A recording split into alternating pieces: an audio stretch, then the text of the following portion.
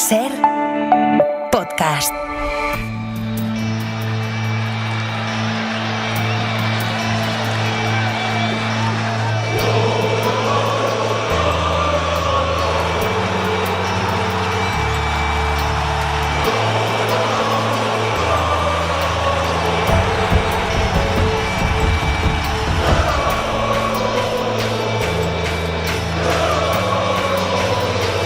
En la cadena SER,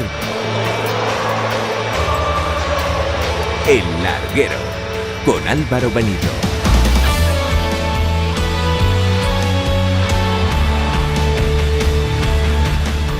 ¿Qué tal? Buenas noches, las 11:30, las 10:30 en Canarias. Bienvenido, bienvenida al Larguero de la cadena SER, jueves 12 de junio del año 2025. Por si no lo sabes, lo digo porque igual cuando ha acabado la Liga en Primera, la Liga de Campeones, la Copa, la Nations League, antes de que empiece el Mundial de Clubes, estás un poquito desubicado. ¿Qué pasa? No hay noticias en el mundo del deporte. Bueno, hay una localidad de 36.000 habitantes, solo 36.000 habitantes en el norte de España, que ahora mismo está celebrando que su equipo de fútbol se ha metido en la final por el ascenso a Primera División. Esto es Miranda de Ebro.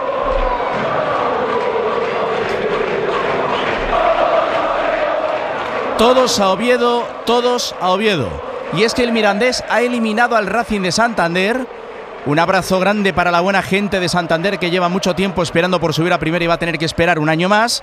Pero lo del Mirandés es realmente espectacular. Después del 3-3 de la ida, era la vuelta de la segunda semifinal de este ascenso playoff a Primera División. Han marcado 3 goles en apenas 7 minutos en la segunda parte para que ahora mismo las cosas estén así. La ida de la final por el ascenso a Primera División será este domingo 7 de la tarde en Andúba, Mirandés Oviedo. La vuelta, sábado de la semana que viene, 21 de junio, 9 de la noche en el Tartiere. El Oviedo lleva 24 años, un cuarto de siglo, sin subir a Primera División. La época de Messi, de Cristiano, no la han visto. Han estado fuera del mapa. Y de Miranda, ¿qué os digo? No han tenido un equipo de Primera División nunca en la vida. 11:32, Javier Alfonso, Andúba, hola. Muy buenas, Álvaro. Pues sí, ¿qué te voy a decir? ¿Cómo está la gente aquí todavía en Andúba? Bueno, es que sí que te lo crees, pero lo dicen a principio de temporada y es sensacional. El partido de hoy ha sido vibrante, ha sido un espectáculo. La segunda parte el equipo ha vuelto a borrar del terreno de juego a todo un Racing de Santander y bueno, están soñando con, ¿por qué no?, por primera vez en la historia, jugar en Primera División. Bueno, ha sido esos 10 minutos de arrebato total del Club Deportivo Mirandés, de escándalo, que han hecho que el Racing ya bajara los brazos. Se veía viendo durante el partido, porque es verdad que el Racing consigue empatar prontito el gol de Iceta, pero ya estaba siendo protagonista Joaquín Esquieta con varias intervenciones, y hasta que se ha abierto la lata ahí con ese gol de Matiz Lacher que le entra entre las piernas a Joaquín, que finalmente es en propia puerta del portero del Racing. Luego Hugo Rincón también llega y con la fortuna que le golpea a Castro acaba entrando también entre las piernas de Joaquín. Luego el segundo gol de Iceta, que es el cuarto del Club Deportivo Mirandés, es un golazo espectacular para tener a esta ciudad, como bien has dicho, de 36.000 habitantes, pues soñando, y que no se quieren despertar del sueño.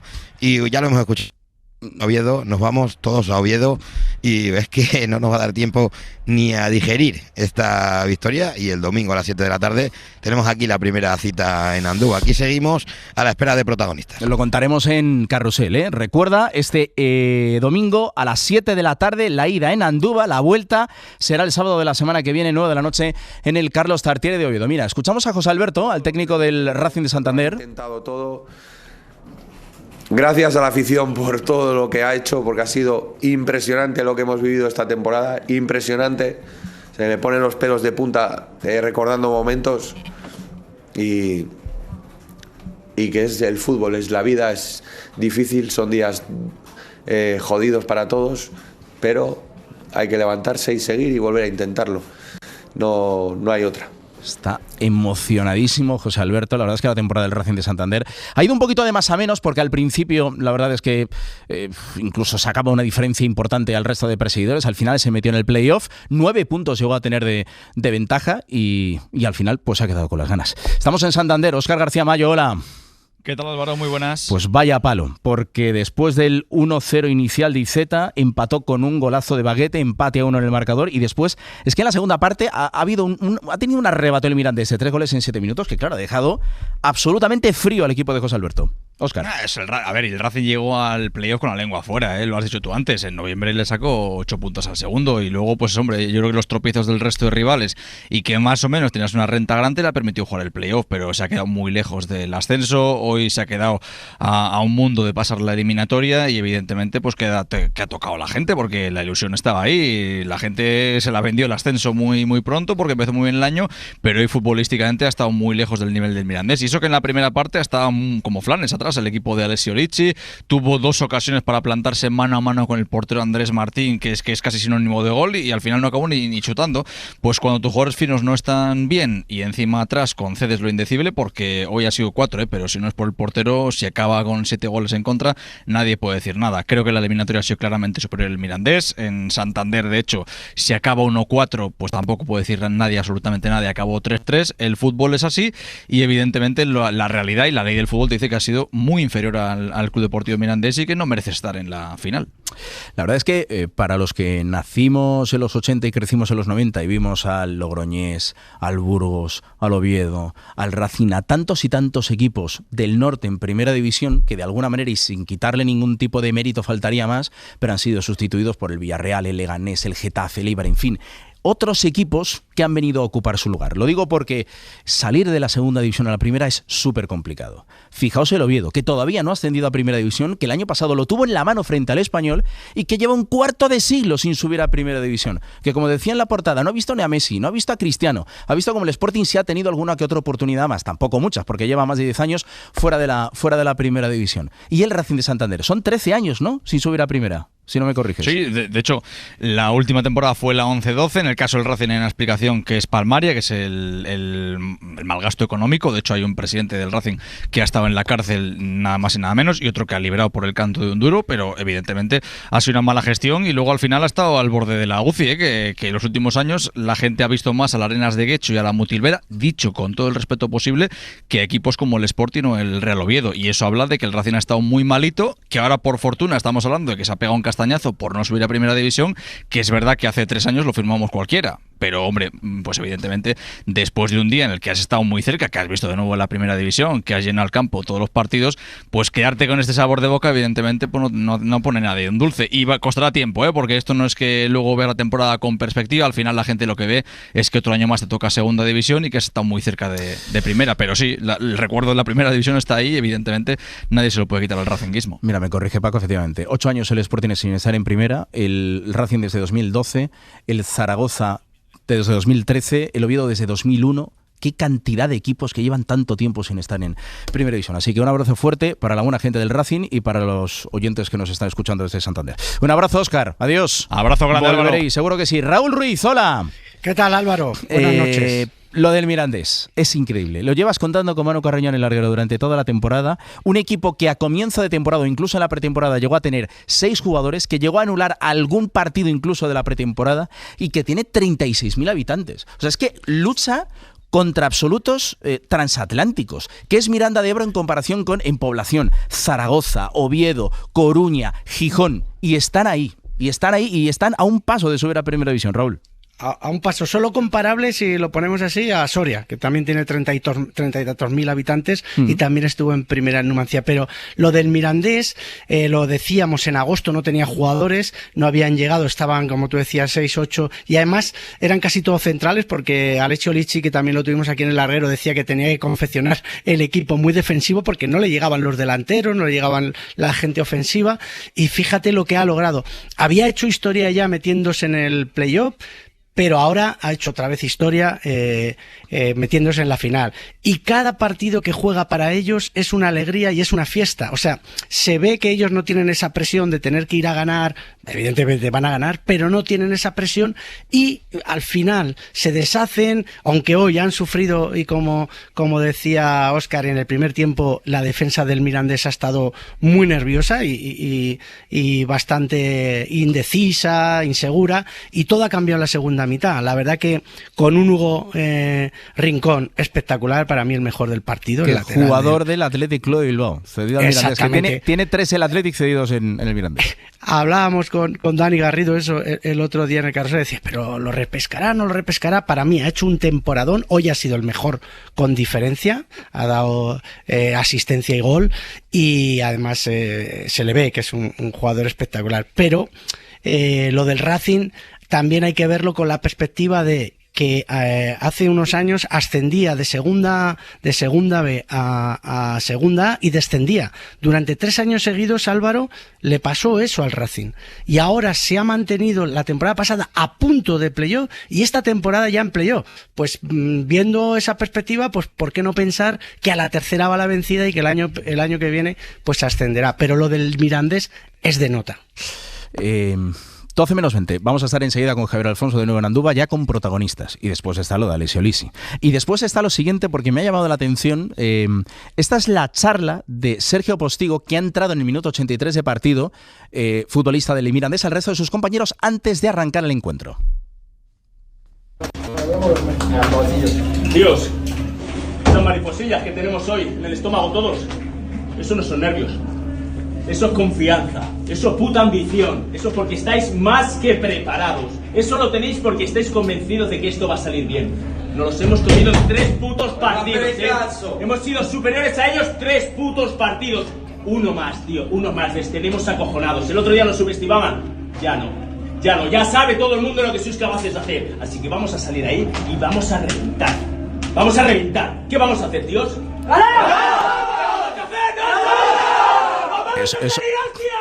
Eso, Raúl, es una manera muy clara de motivar a la gente. O sea, además un futbolista que estuvo en el Levante 36 años, veterano, sí, y que ha pegado una charla de esas que, vamos, se me pone la piel de gallina, Raúl.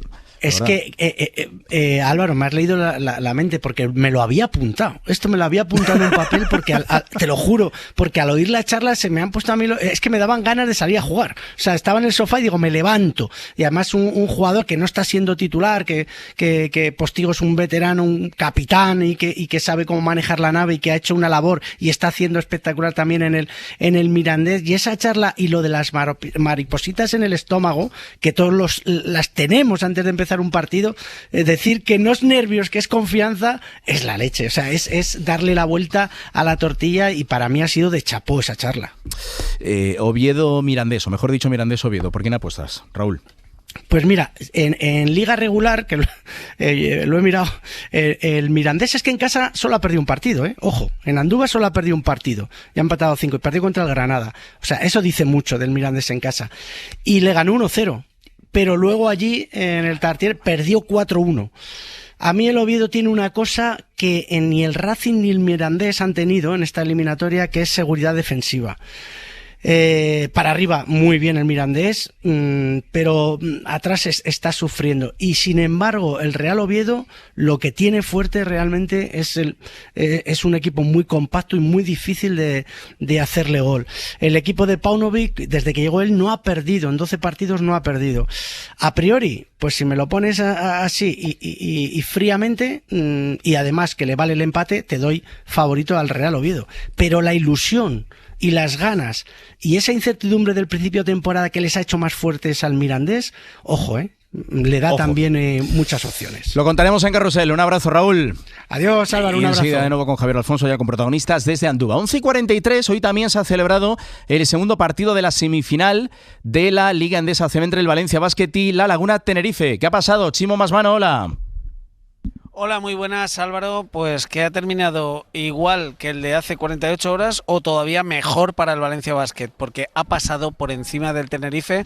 Hace 2 días aún tuvo alguna opción el equipo de Vidorreta y se acercó a 3 puntos. Hoy ha sido incapaz. Hoy ha habido rentas de 25, de 30, de 32 y al final 105-74 más 31 para un Valencia Basket que ha hecho un partido perfecto. Se nota la juventud, que es más joven la plantilla, cómo los mueve Pedro Martínez, los tiene a todos muy enchufados. Este equipo huele a final, aunque para eso habrá que ganar uno de los 2 partidos o de los partidos que vienen ahora en Tenerife, el próximo en 48 horas, o si hubiese un quinto sería aquí en La Fonteta. Muy tocado Chus Vidorreta, muy tocado el Tenerife, porque el Valencia Basket ha puesto hoy un pie y un poquito más en la final después de ganar 105-74 con una Fonteta llena hasta la bandera.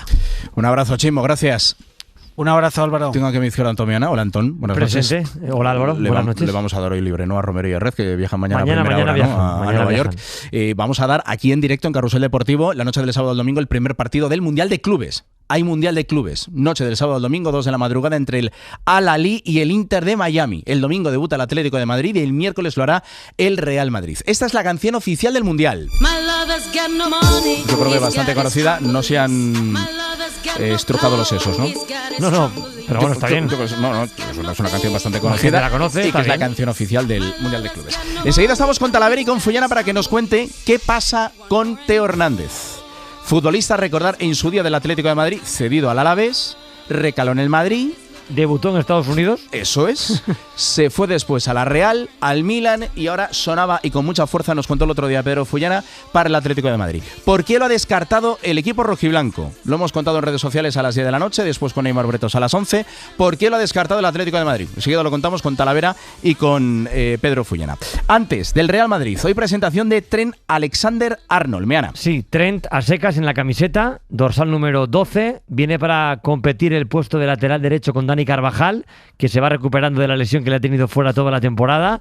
Va a viajar evidentemente Carvajal a ese Mundial de Clubes, pero lo normal es que Trent Alexander-Arnold juegue titular el próximo miércoles, el primer partido de este Mundialito contra el Al-Hilal en Miami. Hoy hemos visto a Alexander-Arnold feliz, ha tenido que responder a varias preguntas de la prensa inglesa, que le ha preguntado mucho por su cambio de club, la salida del Liverpool, venida a Madrid. Él ha reconocido que en su cabeza el Madrid siempre ha sido un gran equipo y que él solo se imaginaba fuera de Liverpool jugando en el Madrid. Ha explicado también cómo fueron las conversaciones con Jude Bellingham. Considera que sí, que hay que hablar con Bellingham cuando vienes al Madrid, pero que no hace falta que nadie te presente a este club. Yo le he visto responsabilizado, muy feliz por dar un paso en su carrera que le pueda acercar a ganar una liga nueva, la española, y pelear la Champions que ya ganó con el Liverpool en el Metropolitano del Tottenham, y ha querido tener un guiño que no tuvieron otros jugadores extranjeros. Ha preparado un discurso en castellano para decirle esto al madridismo. Gracias tanto al presidente Florentino Pérez como al Club Real Madrid por esta oportunidad. Fichar por un club como Real Madrid no sucede todos los días. Es un sueño hecho realidad. Estoy muy feliz y orgulloso de estar aquí. Tengo muchas ganas de enseñarle mi juego a los madridistas.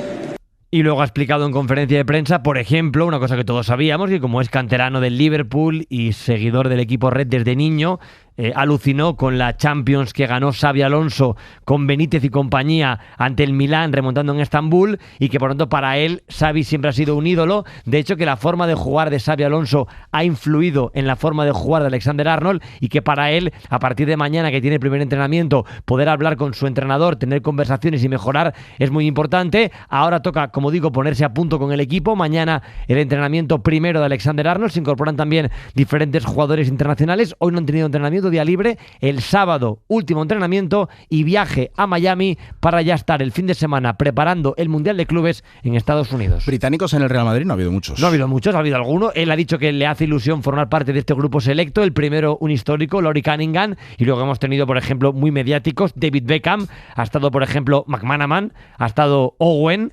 británico es Gareth Bale, Woodgate, jugadores que en los últimos tiempos han vestido de blanco, pero él sabe que es algo extraño que un inglés, un británico venga al Madrid, y por ese motivo le hace ilusión formar parte de ese selecto grupo de jugadores. ¿Algo más o me voy a Los Ángeles? Que por están favor, deseando Pedro Fullana y Talavera contarnos cosas del Atlético de Madrid. Que aparte de debutantes. Y aparte de debutantes. Después nos cuentas cosas relativas a un par de cuestiones que yo creo que van a interesar bastante a la audiencia. Aquí me quedo. Gracias, Antón. 11:48, son 9 horas menos en Los Ángeles. Os llevo hasta allí, costa oeste, 9 horas menos, cerca de ser las 3 de la tarde.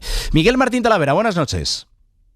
¿Qué tal, Álvaro? Buenas tardes. Menos 10, concretamente. Ah, que son 10 horas menos. ¿Qué me dices? No, digo que son las 3 menos 10. Ah, vale. Creía, 9 horas menos, son las 3 menos 10. Ahí estamos. Pedro Fullana, hola. Muy buenas, muy buenas. Ha hablado Lenormand, pero Talavera, llevamos días contando el interés del Atlético de Madrid en incorporar a Teo Hernández. ¿Qué ha pasado en las últimas horas para que la operación, parece, Talavera, no se vaya a realizar, no se vaya a producir? No. No, como hemos contado en la cadena SER, no se va a producir. Teo Hernández no va a ser jugador del Atlético de Madrid, no va a regresar al club del que salió como canterano y está completamente descartado su fichaje. Es verdad que es un jugador importante, es un jugador que está en su prime en cuanto a edad. Él quería salir de Milán, el Milán lo quiere sacar, había las opciones de Arabia Saudí, pero el Atlético de Madrid está buscando reforzar la banda izquierda, de ahí que se dieran todos los condicionantes para que se pudiera hacer esa operación. El jugador estaba como loco por llegar al Atlético de Madrid, estaba dispuesto a bajarse una barbaridad el sueldo, el Milán también quería colocarlo y estaba dispuesto a poner un precio muy competitivo, eso hizo que el Atlético de Madrid sopesara la posibilidad de su fichaje, pero al final ha sido descartado. Es evidente que era un fichaje que no calaba ni mucho menos en la afición, todo lo contrario. Recordemos que él deja la cantera del Atlético de Madrid pagando la cláusula para irse al Real Madrid y a partir de ahí, bueno, pues la afición tampoco le quería. No te digo yo que haya sido por eso, pero bueno, sumando el precio, el sueldo que tenía el futbolista, por mucho que se lo bajara y que socialmente pues no era bienvenido, no lo querían, el Atlético de Madrid ha decidido que no va a ser su lateral izquierdo, completamente cerrada ya esa vía, que estaba muy abierta hace algunas horas y, como te digo, no va a ser jugador del Atlético de Madrid. O sea, digamos, Tala y Fullana, que no es la razón, no sé si principal o solo la razón por la que no se hace el fichaje, pero que ha pesado también el hecho de que claramente, Fullana, el aficionado del Atlético de Madrid no quería a Teo Hernández en el club. No lo querían. A ver, si hablamos de información, es lo que te dice Talavera. A partir de aquí podemos entrar en el terreno de la interpretación de la situación. Lo que está claro es que internamente había mucha gente que no quería a Teo, y esto se sabía en el Atlético de Madrid. A pesar de todo, la Secretaría Técnica, la Dirección de Fútbol del Atlético de Madrid ha estado negociando con el Milan. Eran condiciones que el Milan estaba dispuesto a rebajar, el futbolista lo ponía todo de su parte porque... Seamos realistas, el tema se pone encima de la mesa del Atlético de Madrid porque Teo quiere volver a España, no quiere ir a Arabia, ni él ni su familia, sobre todo motivado porque su familia no quiere ir y prefiere volver aquí, y ahí es donde se sabía que el Atlético de Madrid explora y negocia con el Milán. De pasar ayer que el tema estaba bien, encauzado, avanzado, con muchas opciones, se ha pasado directamente al descarte. A partir de aquí entramos al terreno de la interpretación. Te digo, internamente había mucha gente dentro del Atlético de Madrid que ya cuando se planteó la opción decían no lo vemos. Y socialmente no hace falta que lo digamos. Se ve que la afición no quiere a Teo, por lo que decía Talavera, porque además, estando luego en el Real Madrid, muchas referencias en tono peyorativo hacia el Atlético de Madrid, y ya sabes que eso la gente no lo suele perdonar. ¿Es por eso o no es por eso? Repito, es interpretación, los hechos son los que son, y se ha pasado de un camino al blanco a un negro, o del camino al rojo y blanco a un negro, en cuestión de 24 horas. Por tanto, creo que ahí juega muchas de las cosas que estamos hablando. No es la primera vez que un futbolista en una celebración dice algo en contra del eterno rival y después acaba jugando en el eterno rival. El caso más claro es el de Figo, hace 25 años, con aquello de blancos llorones, saludar a los campeones. Esto de Teo Hernández... O Courtois, por ejemplo. Lo de Cangur... Sí, vamos, lo recordamos todos. También lo hizo. Esto de Teo Hernández es de hace 7 años. El Real Madrid acababa de ganar la Champions 2018, me ayúdame, Kiev. 2018, Kiev. Sucedió esto. Y bueno, quería decir, hemos pasado por Neptuno y no había mucha gente, la verdad. Así que somos reyes de Europa. Bueno, pues nada, que fruto de la celebración, lo que pasa es que claro, la gente también, Talavera, después, si es normal, pues se acuerda de ciertas cosas y después te vuelve. Bueno, es verdad que ellos son profesionales, es verdad que cuando se encargan este tipo de operaciones, pues tienes que ser profesional, y ahí seguramente encajaba Teo, pero esto también va evidentemente de sentimientos y de lo que la gente piensa, ¿no? Y siente, y es evidente que no lo quería absolutamente nadie en la afición del Atlético de Madrid por este extracto que tú has puesto y por alguno más. Por lo tanto, yo creo que al final eso es lo más destacable. Hacías una pregunta directa. Yo creo que seguramente habrá alguna connotación más, pero yo creo que el rechazo social absoluto a este fichaje seguramente ha decantado la balanza para que el Atlético de Madrid no contemple y haya cerrado ya absolutamente la vía de ese fichaje. Follana, ¿con quién se queda el Atlético de Madrid ahora en la zona del lateral izquierdo? Bueno, ahora tienes a Javi Galán, tienes a Reinildo para el Mundial de Clubes, que termina contrato, pero como se extendió el contrato hasta el 31 de julio, luego se marchará seguramente a la Premier, porque tiene muchas opciones encima de la mesa. Tenía la opción del Betis y del Villarreal, pero él uno de sus sueños siempre ha sido jugar en la Premier, y por ahí va a ir al futuro. Y el Atlético de Madrid va a fichar un lateral izquierdo, que es una de las cuentas que tiene pendientes para esta temporada, y que es uno de los trabajos que tiene Bucero encima de la mesa para este año. Así que bueno, es una posición que es verdad que no tenía un nombre fijo todavía, porque hay otras prioridades en el Atleti, hasta que apareció esta opción de mercado de Teo, que al final ha quedado descartada. Hemos convocado a Axel Torres para otra cuestión que vamos a analizar enseguida, y es ahondar en cómo se percibe desde Estados Unidos este Mundial de Clubes, la relación Trump-Infantino, en fin, cosas que tienen que ver más con la socioeconomía del fútbol. Pero 12-5, Axel Torres, buenas noches. Hola, buenas noches. No me resisto a preguntarte si, a tu juicio, Teo Hernández, por ejemplo, mejoraba a Reinildo a Javi Galán. Tú que le has visto en el Milan durante estas temporadas. Sí, a ver, a mi juicio el nivel de Teo Hernández ha sido un nivel altísimo en el Milan. De hecho, ha sido uno de los mejores jugadores del equipo, por momentos casi el mejor. Si la elección hubiese sido solo deportiva, pues entiendo que encajaría, ¿no? Es verdad que su perfil quizá no es el perfil más del gusto de Simeone, en el sentido de ser un lateral que es bastante mejor atacando que defendiendo. Pero bueno, hemos visto que Simeone ha adaptado en esa demarcación, pasando a jugar con 3 centrales a varios futbolistas, y le ha acabado saliendo bien. A mí, si la operación fuese solo por cuestiones deportivas, vamos, a mí me parecería fichajazo absoluto Teo Hernández para el Atlético de Madrid, pero bueno, como nos cuentan Talavera y Fullana, pues no lo han visto así, porque también hay una cuestión de su pasado y de cómo lo percibe la afición, ¿no? Que también es algo que hay que tener en cuenta. Pasamos de tema, seguimos hablando de otro asunto. Fullana, ¿cuándo llegasteis? El lunes, ¿no? Fue cuando llegasteis a Los Ángeles. Sí. Porque ya lleváis allí cuatro días. El lunes por la tarde. Creo que esta última noche, según me decías antes en conversación telefónica, fue la única hasta el momento en la que no habéis escuchado incidentes, helicópteros, etc. Pero yo creo que es evidente, y el oyente de Larguero lo llevamos contando desde el pasado lunes, la situación en Los Ángeles dista de ser la ideal, teniendo en cuenta que allí además se van a celebrar 6 de los partidos de este Mundial de Clubes, que tiene 63 partidos. Es como un Mundial de fútbol de toda la vida. Digo de toda la vida porque a partir del año que viene en Estados Unidos, Canadá y México ya el Mundial va a ser de 48 selecciones en vez de 32. Y a todo esto no se Fullana. ¿Qué dice la FIFA? ¿Qué siente la FIFA? Porque parece que se habla de todo menos de lo que va a suceder en el terreno de juego desde la noche del sábado.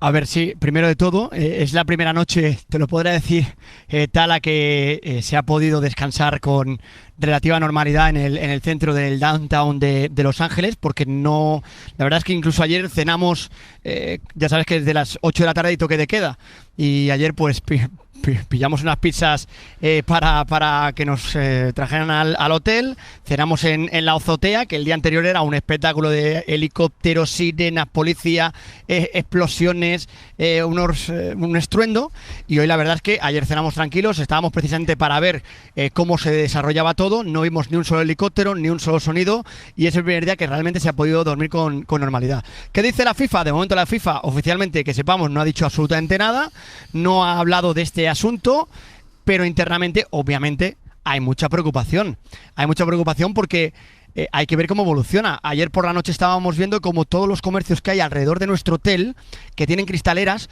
todos se están tapiando las cristaleras con paneles de madera para evitar los saqueos y evitar los problemas. Entonces es verdad que esta noche no ha pasado nada, seguimos en la misma situación con el toque de queda, pero no sabe nadie hacia dónde va a evolucionar esto, y aquí es donde está la preocupación de la FIFA, porque de momento no ha pasado nada, pero si esto va a más, si esto empeora, o si pasa algo mucho más grave y las revueltas van más allá y la policía tiene que cargar más y tiene que haber el centro de la ciudad con mayor número de efectivos, obviamente aquí se va a crear un problema con el fútbol. De momento no es así. Los partidos se van a jugar, no hay ningún problema, es en horario sobre todo diurno los partidos del Atlético de Madrid, los dos que van a jugar en Los Ángeles, pero internamente nos consta que la UEFA está muy preocupada hacia dónde va a ir este conflicto porque podría desembocar en un problema en el fútbol. Lo cuenta Pedro Follán a esta hora de la noche en El Larguero. Preocupación en la FIFA acerca de los incidentes que se vienen sucediendo desde hace ya unos cuantos días en Los Ángeles.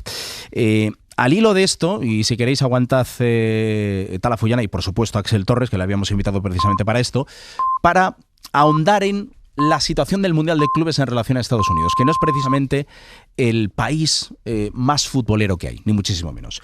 Voy a leer el último párrafo de un artículo que he leído esta mañana en El País. Dice lo siguiente: el Mundial de Clubes ha despertado por ahora poca expectación en Estados Unidos. El alto precio de las entradas, los tickets para el partido inaugural empezaron vendiéndose a 300 y 500 euros al cambio y ahora se están vendiendo a poco más de 50 euros. Abro paréntesis, esto es cosa mía. ¿Os imagináis un partido inaugural de un gran campeonato a 50 euros? Es ahora mismo una ganga. Sigo. El deterioro de la situación económica, también por la errática política de Trump, la novedad del torneo, la escasez de equipos destacados y la presencia de muchos equipos marginales y la baja popularidad de fútbol en general en el país juegan en contra. La fijación de horarios europeos de máxima audiencia para buena parte de los partidos es un reconocimiento implícito de que la conquista de Estados Unidos tendrá que esperar. Este artículo lo ha escrito el compañero del País en Washington, Miguel González. 6 horas menos, creo, en Washington. Hola, Miguel. Buenas noches, buenas tardes. Hola. Para ti. Miguel Jiménez, perdón, Miguel Jiménez, ¿cómo estás, Miguel? Eso es, ¿qué tal? ¿Cómo estás? Muy bien. Pues muy bien, gracias por atender la llamada del Larguero. Hay muchas cuestiones interesantes en el artículo, pero lo primero que te quería preguntar, Miguel, es la percepción que se tiene en Estados Unidos acerca de este Mundial de Clubes y si atrae la atención del espectador o no. Bueno, pues para serte sincero, como contaba en ese artículo, diría que hay poco interés, ¿no? Desde luego, para los partidos de aquí en Washington, la gran mayoría de las entradas están sin vender y los organizadores están rebajando los precios incluso del partido inaugural, como contabas, ¿no? Hay estadios donde se están cubriendo zonas enteras que están fuera del tiro de cámara, que ya ni siquiera salen a la venta. La razón es la que decías, el fútbol es un deporte minoritario aquí en Estados Unidos, quizá con un poquito más de tirón entre la creciente comunidad latina y entre los jóvenes y por momentos, si me apuras, con la selección femenina, pero minoritario al fin y al cabo. Y hombre, además es un torneo sin tradición y que casi se percibe más bien como un ensayo del Mundial de Selecciones del año que viene, que como un torneo que interese en sí mismo. A todo esto está también la situación de la relación de... O sea, has dicho, perdona, que es que has dicho una cosa que me ha llamado mucho la atención. O sea, hay entradas que no están en el tiro de cámara principal, que ya no se están vendiendo. O sea, que ya directamente sí. La organización asume que no se van a ocupar. Así es, o sea, han cerrado esas zonas, han puesto lonas, han puesto tal, porque son estadios grandes y el ritmo de la gente que había comprado entradas en esas zonas la están recolocando en otras, tratando de dar una apariencia de que hay una mayor asistencia, pero es una renuncia a llenar los estadios, obviamente.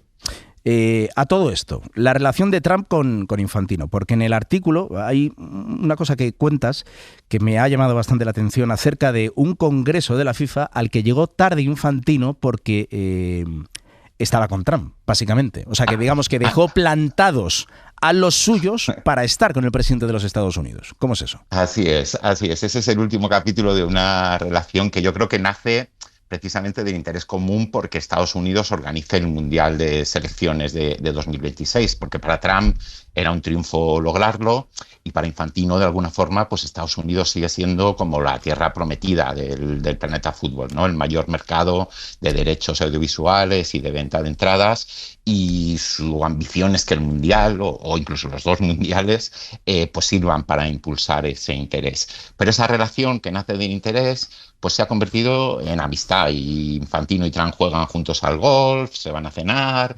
Infantino le dora mucho la píldora y le dice que tiene el carácter de los mejores futbolistas, y claro, a Trump eso le encanta, ¿no? Porque no hay cosa que le guste más que le doren la píldora.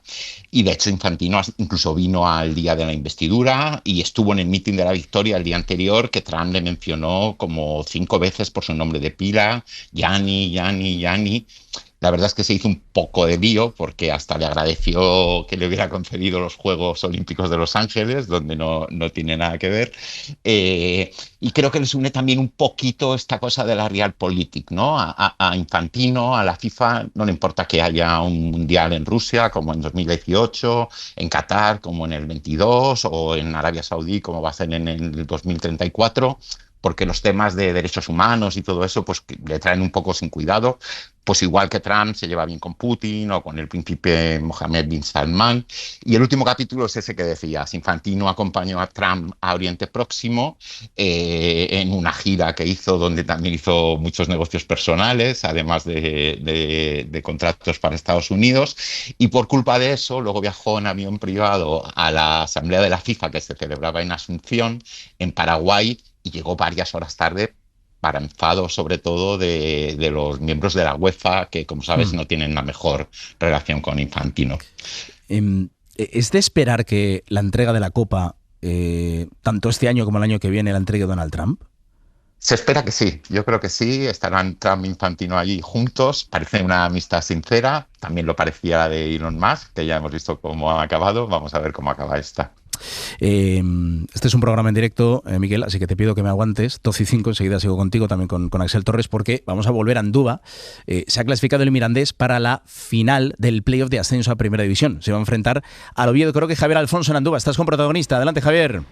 Estoy con uno de los capitanes del Club Deportivo Mirandés, Alberto Reina, que vaya pedazo de eliminatoria que se ha cascado. Y bueno, mira, encima estamos aquí a pie de campo de Andúba, viendo todavía a los niños pelotear. Por favor. Y os lo dejo a vosotros, Alberto, os escucha ya en directo. Álvaro, todo tuyo. Vaya temporadón, Alberto, ¿a dónde va a acabar esto? Alberto, buenas noches. Buenas noches. Enhorabuena, hombre. Buenas noches.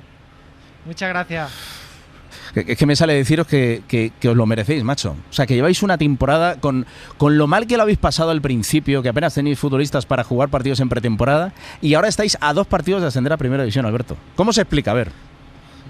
Pues esto es una locura. La verdad que hay mucho trabajo detrás. Estamos disfrutando como es que es una locura porque estamos súper unidos, disfrutamos del día a día, competimos como jabatos y estamos unidos y estamos disfrutándolo. Es que es una auténtica locura. Yo creo que no somos conscientes de dónde estamos ahora mismo. ¿Cómo han sido esos 7 minutos en los que habéis marcado 3 goles? Porque después del 3-3 de la ida, el empate 1 con el que llegasteis al descanso, y ha habido un momento de la segunda parte donde erais aviones, o sea, 3 goles en 7 minutos en una vuelta de semifinales de playoff de ascenso a Primera División, con la tensión que hay, Alberto. ¿Eso cómo se hace? ¿Cómo sale?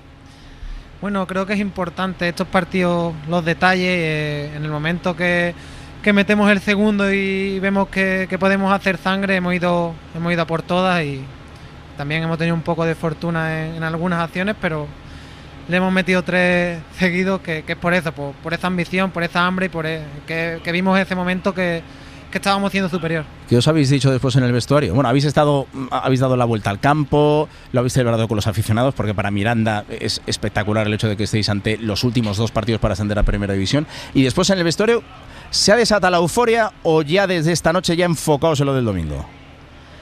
Sí, hemos disfrutado un poco aquí en el vestuario, pero tampoco mucho, porque hay que recuperarse. En nada está aquí el Oviedo y las piernas tienen que llegar lo mejor posible. Oye, son las fiestas de San Juan del Monte, ¿no? Me han dicho en Miranda, en estos días. Sí, ya han pasado. Ya han pasado. Menos mal, ¿no? Entonces, menos mal que han pasado. Esto es una auténtica fiesta todo el año. Dímelo a mí, si no hubiera llegado con vos yo. Menos mal que han pasado, claro que sí. Oye, el Oviedo... ¿Quién dice algo por ahí, Javier? Gorrocha, que acaba de pasar por aquí al vestuario. Normal, hombre. ¿Qué mensaje le lanzas a la afición, Javier? Porque sois un equipo que representa a 36.000 aficionados. O sea, una localidad de 36.000 habitantes, que es poquísimo. ¿Qué le dices a la gente de Miranda de Ebro que te está escuchando a esta hora de la noche, Alberto?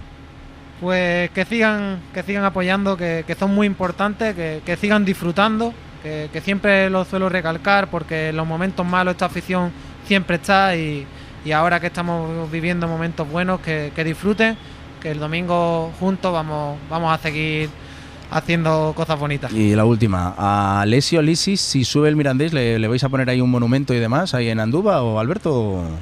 ¿O qué vais a hacer? Yo creo que aunque no subamos también, ¿no? Qué meritazo tenéis, claro que sí. Alberto, voy a hacer yo a disfrutarlo ya, a enfocarse a lo del domingo, porque es que esto no para. Un abrazo. Venga, otro para ti. Adiós. Buenas noches. Después, si hay algún protagonista más, nos pide paso, Javier, pero la ilusión de la gente, y no sé, Javier, te vas a tener que guardar un poquito con la voz, ¿eh? ¿Sabes? Que hay que contar lo del domingo y lo del sábado que viene. Así que aguántate, menos mal que han pasado ya las fiestas, hombre. Menos mal. Sí, menos mal que desde el lunes por la noche llevo descansando, porque lo de hoy ha sido vibrante, ha sido sensacional. Y bueno, como dice Alberto, aquí el discurso está muy marcado. Aquí hay un capitán que es Alessio Lisi, y lo ha dicho en rueda de prensa también. Le encanta este equipo porque pilla muy fácil lo que le pide el entrenador, y que lo ha dicho que quizás el año pasado le costaba un poquito más, tal, pero que con este vestuario lleva diciendo toda la temporada que va a cualquier sitio, y bueno, es que para muestra un botón, ¿no? Ya lo hemos comentado, esos 3 goles, ese arreón que pega el Mirandés, esa manera de no dejarse aquí, sobre todo en Andúba, amedrentar por ningún equipo que pase por el campo del conjunto jabato. Y bueno, pues Reina, uno de los capitanes, uno de los veteranos, que parece mentira que con 27 años es uno de los veteranos de este equipo, pues habla mucho y bien de lo que está haciendo este Club Deportivo Mirandés. Javier, anda, cuídate la voz y te escuchamos estos días en Carrusel en el Larguero. Un abrazo. Un abrazo, chicos. Adiós. Miguel, perdona, que es la radio en directo. Enseguida vuelvo contigo, Miguel, claro. También contigo, Axel Torres, pero voy a cerrar con Tala y Fullana desde Los Ángeles. ¿Queréis decir algo más, chicos?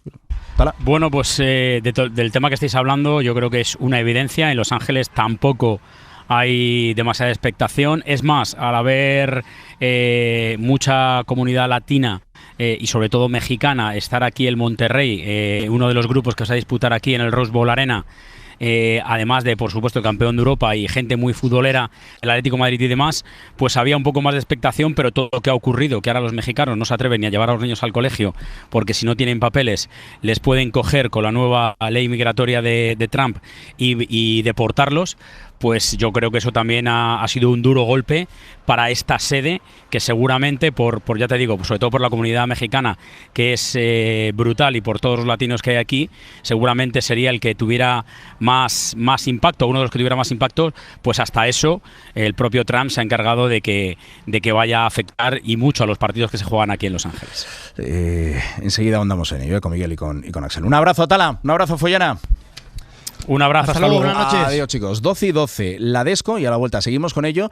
Y también estamos con un futbolista que juega en un equipo de Los Ángeles y que va a disputar el Mundial de Clubes. El Larguero, con Álvaro Benito. Enseguida, dentro de apenas unos instantes, vamos a hablar con Santiago Ortega y Miguel Ángel Chacerri de qué pasa en el Sevilla. Hay 2 clubes de primera división que todavía no tienen certificado, cerrado, el entrenador de cara a la próxima temporada, que dentro de menos de un mes ya hay equipos que ya han vuelto a trabajo, aunque el Madrid y el Atleti seguramente y ojalá sigan por Estados Unidos. Son el Sevilla y Club Atlético Osasuna. Enseguida ahondamos en la situación, como digo, del Sevilla con Santi Ortega y con Miguel Ángel Chazarri. Pero nos quedaba pendiente, antes de que tuviésemos el protagonista del Mirandés desde Andúba, estábamos hablando con Miguel Jiménez, compañero del País en Washington, y también con Axel Torres, de todo lo que rodea a este Mundial de Clubes.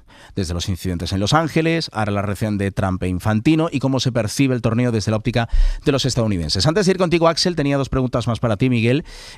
Una es en relación al veto que hay ahora mismo en Estados Unidos, si no me corriges, a los ciudadanos de 12 países a ingresar en el país. Claro, uno de ellos es Irán. No hay equipos iraníes en este Mundial de Clubes, a menos que me corrija Axel, pero Irán sí que está clasificado, Miguel, para el año que viene, para el Mundial 2026. ¿Qué se va a hacer? ¿Cómo se percibe eso desde allí, Miguel? Así es. En el Mundial de Clubes no hay ningún equipo afectado, pero el Mundial es un fenómeno global, gente de todo el mundo viaja a ver a su selección, y Trump ha metido una excepción expresa en el decreto en el que aprobó ese veto a 12 países para los futbolistas, entrenadores, los familiares, el personal de apoyo, pero no para los aficionados, lo cual genera ya un problema. Pero el problema no es solo ese veto, en general es el atasco en la concesión de visados que en algunos países pueden tardar año y medio, incluidos algunos países latinoamericanos que están clasificados para el Mundial. Además, este es un Mundial que organiza Estados Unidos con México y con Canadá. Y de hecho incluso las propias regiones en que están distribuidos los grupos no están definidas por países, sino que, por ejemplo, las sedes de Texas y de México forman parte de la misma región, o Vancouver con Seattle y otros de la costa oeste, y eso, claro, significa movimiento de equipos y de aficionados, y tal y como están las cosas, no está garantizada la fluidez. De hecho, en Estados Unidos está cayendo el turismo, también por las políticas de Trump, y nadie sabe bien cómo va a afectar todo eso. Yo espero que el Mundial de Selecciones sea un éxito, pero nada de eso ayuda, desde luego. Y por último, de lo que hablaba mi compañero Pedro Fullana, que nos ha contado la preocupación que hay en la FIFA por estos incidentes que ya se vienen sucediendo en Los Ángeles desde hace ya unos cuantos días, y si pueden afectar al desarrollo del torneo, ¿cómo se ve desde allí, Miguel? A ver, yo creo que ellos lo han contado ahí sobre el terreno y lo han contado bien Tala y Fullana, pero vamos a tener un primer test antes, porque este sábado juega en Los Ángeles la selección de México contra la de República Dominicana en un partido de la Copa Oro de la CONCACAF, y se teme que o bien haya protestas o que haya redadas de agentes de inmigración. Yo sí que diría que ese es un partido de alto riesgo y nos va a servir un poco de prueba. Luego, en el Mundial de Clubes, los 6 partidos que en teoría están asignados a Los Ángeles, en realidad son en Pasadena, ¿no? Muy en las afueras de Los Ángeles, en otra ciudad, de hecho, ¿no? Que está como a 20 minutos o una cosa así del centro, que es donde están siendo los incidentes, en una zona muy pequeña, que es además donde se ha decretado el toque de queda. Y como han dicho, el Atlético de Madrid juega sus 2 partidos en Los Ángeles a mediodía, con lo que no le debería afectar nada de todo esto. Pero Monterrey, al que ellos citaban, pues tiene 3 partidos allí, y esos partidos sí son por la tarde y hay algo de inquietud, y vamos a ver lo que pasa primero este sábado en el partido de la selección, porque dependiendo de eso, pues igual sí que se encienden las alarmas. Es alucinante lo que cuentas de las redadas que puede haber el sábado en Los Ángeles con el partido de la selección mexicana, porque van a ir muchos mexicanos. Eso es, claro, lo que se teme, eso es lo que se teme, y eso es lo que puede alejar a gente de los estadios del partido. En California y en Los Ángeles en particular hay muchos mexicanos de segunda generación, o sea, que son inmigrantes de segunda generación, que tienen papeles y que no van a tener problema. Pero obviamente, si tienes miedo de que te detengan, pues no vas a ir al fútbol, y menos con los niños. Miguel, gracias por contarnos cosas que aquí, con un charco en medio del Océano Atlántico, parecen increíbles que sucedan, pero suceden.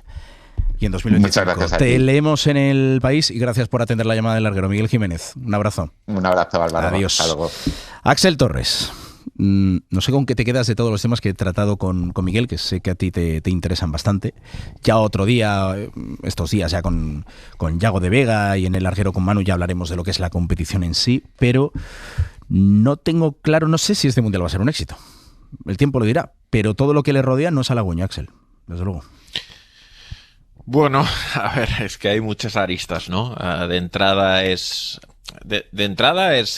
un poco complicado incluso dirimir si estamos ante la primera edición de un nuevo torneo, si esto es un sucesor de la versión anterior con 7 equipos, si por lo tanto hay un campeón vigente y buscamos a uno nuevo. Eso a nivel de continuidad con respecto a competiciones existentes, pues también genera debate. Y luego, evidentemente, pues hay una cuestión de cómo lo percibe la gente en todo el mundo, ¿no? Yo creo que se percibe distinto en los diferentes continentes. Tradicionalmente en Europa, en los últimos años, se le ha dado menos importancia a cualquier torneo FIFA en el que los europeos se enfrentan a equipos de otros continentes. Yo creo que lo que ha querido cambiar FIFA es eso, metiendo a muchos más equipos europeos que puedan enfrentarse entre sí. Es decir, ahora el equipo europeo ya no se está enfrentando solo a equipos de otros continentes, sino que se enfrenta también a equipos con los que tienen rivalidades habitualmente en Champions League, y esa es la gran apuesta de FIFA en realidad. Y luego de lo que se ha comentado en las diversas intervenciones, bueno, pues a mí todo el tema de la amistad entre Gianni Infantino y Donald Trump me parece peligroso. Me parece peligroso porque No sé hasta qué punto es recomendable que un presidente de FIFA pues se acerque de manera tan clara, de manera, bueno, yo diría que tan indisimulada a un político que divide tanto, en este caso, como es Donald Trump, ¿no? Creo que es evidente que tienen intereses comunes ahora mismo, pero bueno, yo tengo dudas de que eso favorezca la imagen de Infantino, que favorezca la imagen de FIFA. Y vamos a ver si no le acaba pasando factura. Estamos en un mapa muy complejo porque también hay una guerra que se ha mencionado un poco por encima, FIFA-UEFA, muy clara. Muchas veces la gente casi que confunde a FIFA y a UEFA o las mete en el mismo saco. Ahora mismo FIFA y UEFA tienen intereses radicalmente opuestos, están en muchas batallas enfrentados. Y bueno, de hecho, en ese último congreso en el que Infantino llega tarde, lo que hacen los representantes de UEFA es levantarse e irse, ¿no? De hecho, este es un torneo que se va a jugar con equipos UEFA, pero no porque a UEFA le pareciera la mejor idea desde el principio, ¿no? UEFA tenía seguramente otros planes para el fútbol global en su cabeza. Pues esto es lo que se viene. Todo lo que rodea el Mundial de Clubes que arranca la noche del sábado al domingo. Pero todo lo que ha dicho Miquel, que me ha parecido súper interesante, sobre todo las redadas que se preparan en Los Ángeles de cara a ese partido de selecciones que va a jugar la selección de México este próximo sábado en Los Ángeles. Esto es lo que está pasando ahora mismo en Estados Unidos. La sede del Mundial de Clubes este año, del Mundial de Selecciones el año que viene, y por cierto, de los Juegos Olímpicos en Los Ángeles en el 28. Digamos que las 3 próximas grandes citas, aunque los Juegos Olímpicos son de todos los deportes, parece que van a tener lugar en Estados Unidos. Axel, te emplazo estos días también para hablar de, digamos, lo puramente deportivo y las opciones del Real Madrid y del Atlético de Madrid, de los nuestros. Un abrazo, Axel. Muy bien, un abrazo. Enseguida estoy en Sevilla, 12:25, pero nos escucha a esta hora de la noche Sergi Palencia, que es futbolista de Los Ángeles Fútbol Club, que de hecho va a jugar el Mundial de Clubes y que debuta el lunes a las 9 de la noche contra el Chelsea. En Los Ángeles también 9 horas menos, no solo para Talafollana, sino también para Sergi. Hola Sergi, buenas tardes para ti. Hola, buenas tardes. ¿Qué tal? Buenas noches para vosotros. Gracias por atendernos. ¿Tú dónde vives? Porque Los Ángeles es muy, muy grande. ¿Tú en concreto Sí. dónde vives, Sergi? Yo vivo como en la zona un poquito de West Hollywood, que se dice, como hace al oeste de Hollywood, como cercano a Beverly Hills, más o menos para orientarnos un poco todos y bueno, por suerte todo el tema este de las protestas pues no me está pillando cerca, pero bueno, la verdad que todos lo sentimos muy cercano por cómo está viviéndose toda la situación aquí, lo complicado que es y lo mucho que está afectando también incluso a jugadores de nuestro equipo que viven en el downtown y pues bueno, al final lo ven a todas horas y tienen incluso que respetar el toque de queda y estas cosas y bueno, y están viendo toda la violencia que está habiendo últimamente en las calles. Esos compañeros tuyos que viven en el downtown, claro, vosotros entiendo que sobre todo entrenaréis por la mañana, ¿no? Con lo cual no os Sí. afectará a la hora de entrenar. Sí, exacto. No, afecta un poco a la hora de irse pues, a dormir o a la hora de estar en casa o tal, pero a la hora de entrenar no. Pero bueno, quieras o no, estar respirando ese ambiente pues no es fácil y la verdad que también aquí en Estados Unidos siempre se habla mucho de la comunidad, ¿sabes? No solo somos un equipo, no solo somos unos jugadores, unos aficionados, sino que somos una comunidad y al final nuestra comunidad está formada básicamente de gente latina, de mucho inmigrante mexicano, de mucho inmigrante de Centroamérica y al final son los que están viviendo esta violencia y están viviendo estas redadas y estas protestas y pues bueno, la verdad que estamos con ellos a tope, codo con codo con ellos en lo que podamos ayudar y solidarizándonos muchísimo. ¿Tienes compañeros que son mexicanos o de origen mexicano? Sí, incluso los utilleros, al final... ¿Y cómo lo viven ellos? ¿Cómo viven ellos todo lo que están pasando en relación a la administración Trump y desde que llegó y lo que está sucediendo con los incidentes en el downtown en Los Ángeles. ¿Cómo lo viven ellos? ¿Qué os dicen? No, pues muy complicado, porque al final tú piensas que son gente que ha tenido que abandonar su país para venir a buscar un futuro mejor para ellos y para su familia, que desde el primer día han hecho las cosas honradas aquí, se han dejado la piel trabajando. Muchos, evidentemente, no tienen papeles, pero el servicio que han dado a Estados Unidos y a la ciudad de Los Ángeles es inmenso.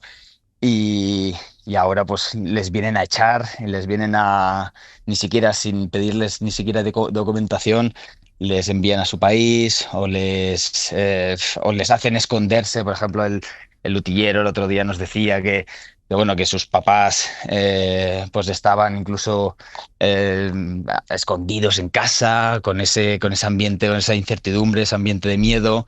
Entonces, situaciones muy complicadas que nosotros desde nuestra posición de europeos, pues evidentemente muchas veces no podemos entender, pero cuando estás aquí y ves a los protagonistas vivirlo, ostras, es muy duro también englobar a inmigrantes todos en el mismo saco de delincuentes, de que se tienen que ir, de que hay que echarlos a todos, cuando muchos son el corazón de Los Ángeles. Los Ángeles, sin esta inmigración, sin estos trabajadores, sin esta gente que se deja la piel aquí, no funcionaría, porque básicamente eso me pasó al llegar aquí. Yo quería llegar para aprender inglés y me di cuenta de que prácticamente lo que mejoraría sería mi español, porque aquí es lo que te encuentras, ¿sabes?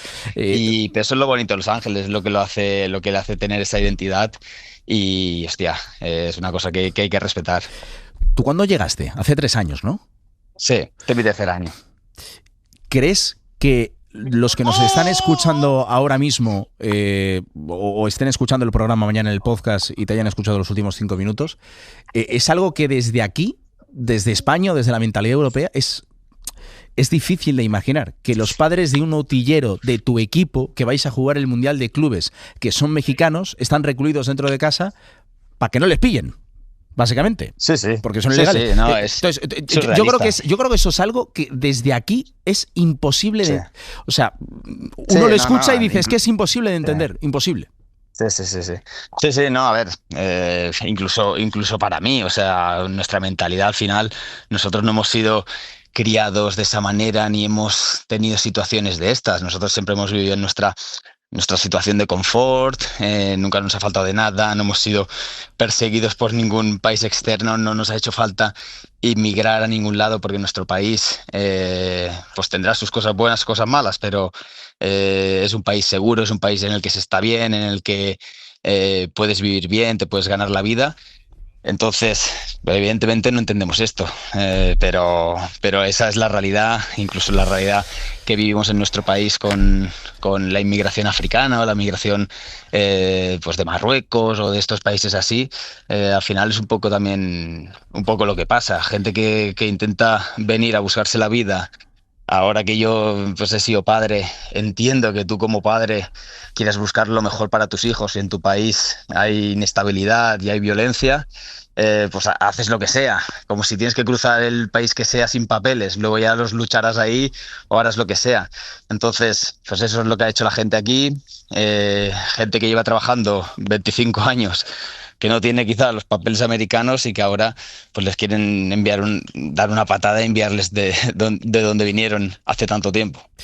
Pues gracias por ser tan claro, Sergi, porque si te digo la verdad, llevo 20 años haciendo radio y no es muy común encontrar tanta franqueza y sinceridad en un futbolista. Igual sí en otros deportistas, de otros deportes, pero en futbolistas, y la verdad es que me encanta el discurso que estás teniendo, que nos estás contando lo que estás viviendo tú en primera persona desde hace 3 años allí en Los Ángeles. Oye, la última te la voy a hacer de fútbol porque me da esta cosa, ¿no? Que el lunes juegues contra el Chelsea, no está mal, ¿no? Sí. No está mal, ¿no? El partido contra el Chelsea para empezar. No, pero es lo que hay.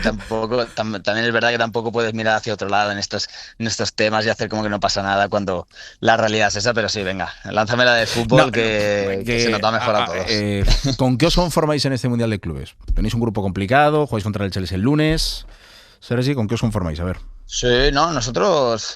Tú no puedes es que es eso, o sea, tú no puedes ir a un mundial sabiendo las dificultades que hay, sabiendo que, pues que las diferencias, evidentemente no somos tontos, las diferencias existen ya simplemente a nivel de salario, a nivel de presupuesto. Nosotros con la MLS pues tenemos muchísimas limitaciones a nivel de plantilla, pero con esas limitaciones yo creo que tenemos un equipo muy bien apañado. Y pues nosotros no nos ponemos ninguna limitaciones, la verdad.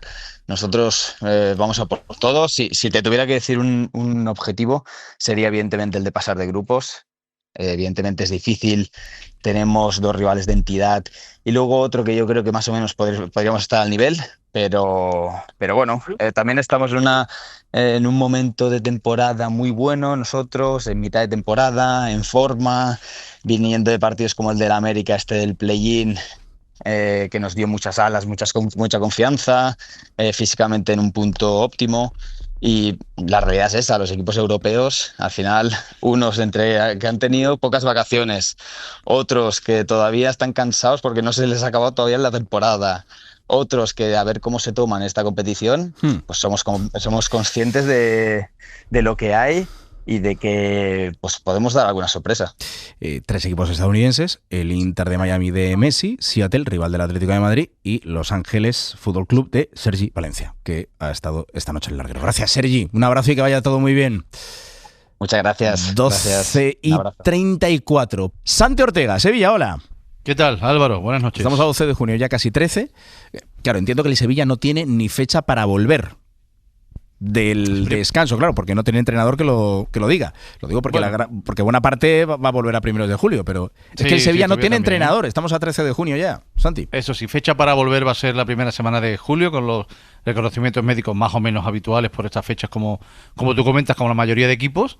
El Sevilla no tiene entrenador, tenía bastante lo que veníamos contando en los últimos días, que había un avance con Imanol lo suficientemente llamativo como para decir que podía ser entrenador del Sevilla. Ahora la noticia ya sería que Imanol fuera entrenador del Sevilla, porque la cosa se ha torcido bastante. Tú me dirás, ¿qué ha ocurrido? ¿Qué ha ocurrido, Santi? Pues entre dinero, el contrato que le ofrece el Sevilla y el proyecto de 3 años para el Sevilla es atractivo y suficiente. Para Imanol, conocer también las aperturas económicas del Sevilla, que la oferta dista bastante de otras que él tiene, y que duda, pues si duda él, el Sevilla también duda del que duda. Dice, bueno, si este es el camino y no lo ve claro, tenemos que ir tomando otras determinaciones, y ya la situación con Imanol se va enfriando hasta el punto de que, insisto, sería sorpresa que lo fuera. Le ofrecieron a Matías Almeida hace unos días, y de ser un técnico ofrecido, como muchos que están ofreciendo, no solo al técnico argentino, que curiosamente es jugador del Sevilla a mediados de los 90, pues se ha convertido en una opción real. Hay cierto paralelismo porque mientras estaba de entrenador de la AEK Almeida, era también director deportivo de Olympiacos el Antonio Cordón, el director deportivo de Sevilla, y bueno, puede haber cierta cercanía. ¿Es la única opción? No.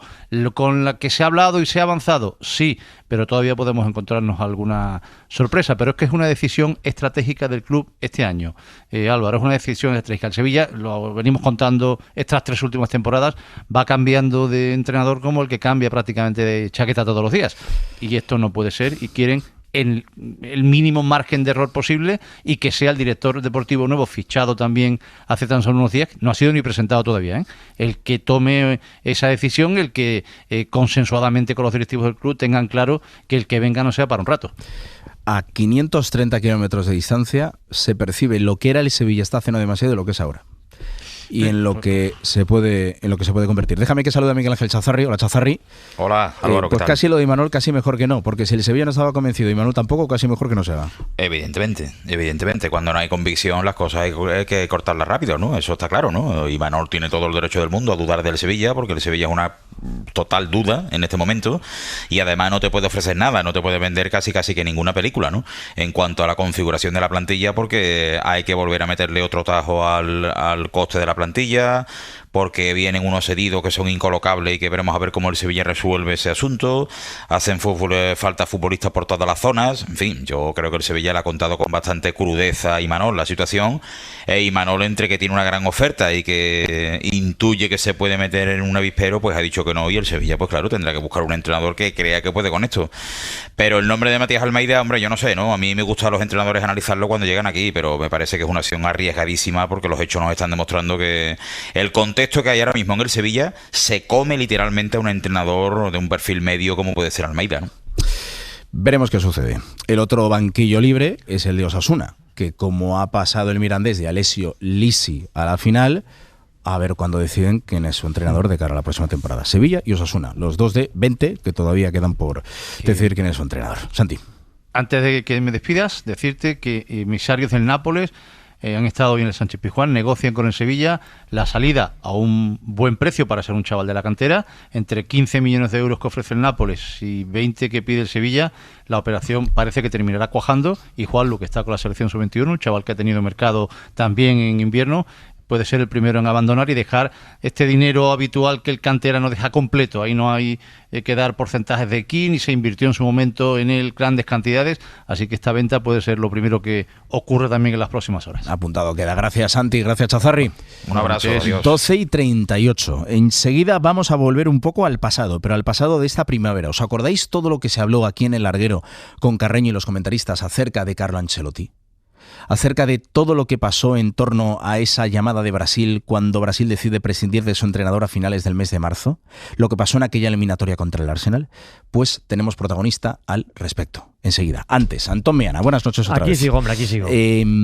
Venías a contarnos algo en relación a las leyendas de España, un tema que hemos seguido durante estos últimos días con Camacho, con Pachí Salinas, porque digamos que siguen a la gresca con la Real Federación Española de Fútbol. Sí, emitieron un comunicado ayer muy contundente, basta ya, amenazando, explicando lo que tiene la Federación Española de Fútbol contra ellos y que no van a permitir ningún tipo de falta de respeto más. Hoy han tenido una reunión desde Leyendas España con el gobierno, con el CSD, con el señor Rodríguez Uribes, que les apoya, que está con ellos y que va a hacer que las leyendas de la selección formen parte de la Comisión del Mundial 2030. Van a firmar un gran acuerdo, Leyendas España y el CSD. Se posiciona el gobierno de España en favor del diálogo, de la unión y de que no haya una guerra entre la Federación y este organismo, Leyendas España, que está presidido por Salva Ballesta y que tiene en su junta directiva a más miembros como Ito, como Alfonso, que han estado hoy en el CSD con Rodríguez Uribes. Y otro de los directivos de las Leyendas España es Víctor Sánchez del Amo, que en conversación con la cadena SER explica, por ejemplo,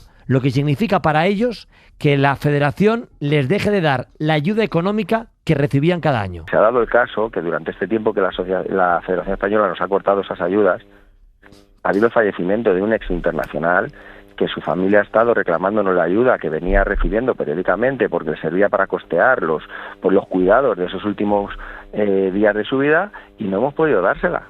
Y esto para mí es muy triste. Para toda nuestra junta directiva es muy triste que se den casos así, porque el espíritu del deporte, el espíritu del fútbol es no dejar de lado nunca a tus compañeros. Señalan directamente a la nueva directiva de la Federación Española que preside Rafael Louzán y hablan de boicotear un montón de actos de la Federación, desde la Federación hacia las leyendas. Nos contaba el otro día Salinas que les habían quitado la sala donde guardaban material y donde podían trabajar en Las Rozas, pero según Víctor no se queda solamente en eso. Es muy claro que hay una actitud por parte de esta nueva junta directiva de la Federación Española de boicotear el desarrollo de las actividades de nuestra asociación. No solo es la sede, es el boicotear nuestros propios proyectos de partidos solidarios que tenemos con amenazas de acciones legales si utilizamos el escudo de la Federación Española. Sé que nos han boicoteado patrocinadores, que se ha puesto la Federación en contacto con patrocinadores nuestros amenazándoles que ellos no daban permiso a que se usasen las camisetas o los escudos de la Federación Española de la Selección cuando llevamos 35 años usándolo. Les noto muy tocados, muy dolidos y es una situación que desafortunadamente no avanza. Como digo, han tenido hoy una reunión con el gobierno, les apoya el CSD y a principios del mes de julio, cuando se anuncie la constitución de la Comisión Estatal para el Mundial 2030, veremos que las leyendas al menos sí que están ahí representadas. El sábado tienen partido en Extremadura, en Villanueva de la Serena, y el conflicto, desafortunadamente para ellos, continúa. Conflicto, Leyendas España, del que venimos contando aquí en la cadena SER ya desde hace una semana, que continúa con la Real Federación Española de Fútbol. Y hay, ya para acabar, Antón, un detalle que ayer aquí en el Sanedrín, aquí en el Larguero, con Sonia Luz y el resto de compañeros, contamos acerca de la respuesta que dio Jenny Hermoso a las palabras de Montse Tomé la noche anterior aquí en el Larguero con Carreño, cuando habló de la no presencia de Jenny en la próxima Eurocopa. ¿Hay algún detalle más que quieras aportar? No, que como no quedó claro del todo ayer en el debate con Talavera, con Sonia Luz, porque no se con callaban, Romero, con Pablo Pinto, ahora mismo puedes hablar tranquilamente. Que evidentemente se respeta al 100% una decisión deportiva de la seleccionadora,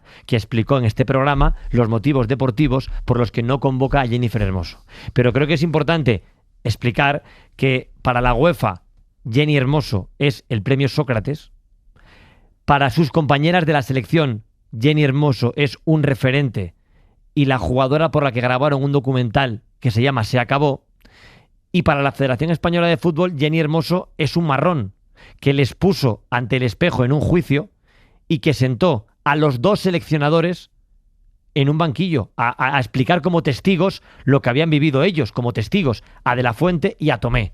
Entonces, que esa relación, vamos a llamar fría y distante, entre la Federación y Jennifer Hermoso, tampoco ayuda a que sea una mejor relación entre la seleccionadora y la delantera. Yo creo que ha quedado claro. Hoy en un clima ya de silencio. Me quedo escuchando. El Larguero, con Álvaro Benito. Tengo por aquí a José David Palacio. Hola, Palacio, muy buenas. ¿Qué tal? Muy buenas, Álvaro. Vamos a volver un poco a lo que ha sido uno de los temas de esta primavera. Ya sabéis que Carlo Ancelotti es seleccionador de Brasil y que de hecho ha conducido a Brasil a la clasificación para el Mundial después del empate y victoria de estos últimos dos partidos. Pero queríamos ahondar un poco, Palacio, también en todo lo que sucedió en la primavera con ese trasvase del Real Madrid a la selección de Brasil. Sí, una negociación compleja, complicada, con muchas aristas, sobre todo la importante, la del Real Madrid, que era el dueño del contrato de Carlo Ancelotti, donde estaba trabajando todavía el italiano, y lo que le impedía a Carlo irse a la selección brasileña, porque era, yo creo, un deseo de ambos, tanto de la CBF, de la Confederación Brasileña de Fútbol, como el propio Carlo Ancelotti, que a su presentación así lo dijo, que era un sueño poder dirigir a la mejor selección del mundo, a la que más campeonatos mundiales tiene, y poder dirigirla en un mundial como va a ser el del próximo verano. Ha conseguido esa clasificación después de 2 partidos, mejor el segundo que el primero con ese gol de Vinicius que le da la clasificación, pero es un sueño, Benito, que ya hablaron aquí, lo dijeron el propio expresidente ya de la CBF, Naldo Rodríguez, y Rodrigo Caetano, previo al amistoso que se jugó en marzo de 2024, ese España-Brasil, que Brasil le gustaba mucho a Ancelotti y a Ancelotti le gustaba Brasil, pero han sido unas negociaciones muy complicadas. Teníamos ganas de ahondar en ese tema, porque hay preguntas que todavía yo creo que tienen que responderse. Rodrigo Caetano es director de las selecciones de la Confederación Brasileña de Fútbol, una especie como de director deportivo, pero de la Confederación Brasileña de Fútbol. Hola, Rodrigo, buenas tardes para ti. Buenas tardes, Álvaro. Buenas tardes, José Palacios. Es un inmenso orgullo estar hablando con ustedes y con todos aquellos que nos siguen ahí en España. Lo primero de todo, enhorabuena para la clasificación para el Mundial, aunque es cierto que Brasil, que es la selección que más mundiales tiene, 5, es como que se da por hecho que siempre tiene que estar en la cita mundialista, Rodrigo. Muchas gracias, sí, Brasil el pentacampeón, y ahora con el Mr. Ancelotti se retomó acá, se recuperó acá en Brasil esta gana, esta expectativa y también una gran esperanza que ojalá podamos buscar este sexto trofeo de Mundial de Selecciones, y para eso que vamos ainda a trabajar más un año que tenemos por adelante.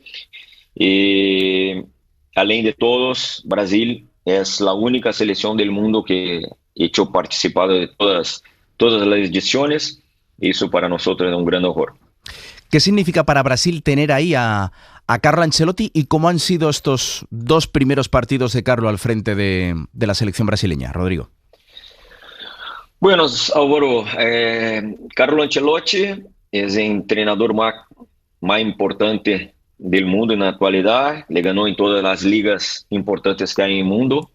Es entonces lo mayor campeón que tiene, y para nosotros es un grande orgullo tenerlo, y creo que para él también, porque Carlos venió para entrenar la mayor selección de todos los tiempos, ¿sí? La más ganadora, y por tanto el desafío es muy grande, pero nosotros acá de la CBF, de la Confederación Brasileña de Fútbol, tenemos,